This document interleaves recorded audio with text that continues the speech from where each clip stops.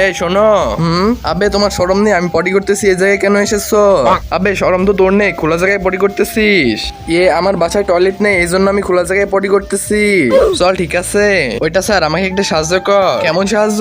একটা অনেক বড় দানবে নদী থেকে প্রতিদিন পানি খায়, ও যদি এভাবে পানি খেতে থাকে তাহলে নদীর পানি শেষ হয়ে যাবে আর আমরা মারা যাব।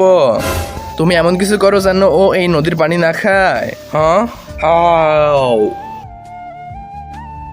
আবে ও চলে এসেছে, তুমি পালিয়ে যাও, আমি নিচে যাইতেছি।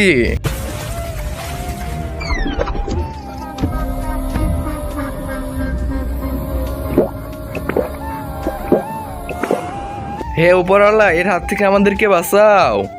হ্যাঁ, এ তো নদীর পানি খেয়ে যাইতেছে, একে থামাবো কিভাবে? হ্যাঁ, দাঁড়াও দানব, এই নদীর পানি খেয়েও না। কেন? কেননা এই নদীর পানি অনেক দূষিত, আমাদের গ্রামের মানুষটা পটি করে এসে নদীতে ধুয়ে ফেলে। কি?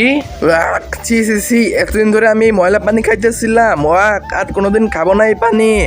থু থু। বন্ধুরা, তারপর কি হচ্ছিল সেটি দেখার আগে আজ দেখবো তুমি মোবাইলকে ভালোবাসো নাকি মাকে ভালোবাসো। যদি মাকে ভালোবেসে থাকো তাহলে ভিডিওটিতে লাইক করে চ্যানেলটা সাবস্ক্রাইব করে দাও, আর অবশ্যই কমেন্টে আই লাভ ইউ মা লিখবে। লাইক সাবস্ক্রাইব না করলে তো বুঝে নেবো তুমি মাকে ভালোবাসো না। ধন্যবাদ ধন্যবাদ আমাকে সাহায্য করার জন্য। কিন্তু গ্রামের লোকজন পটি করার পরে এই নদীতে ধুয়ে ফেলে, এটা কি সত্য?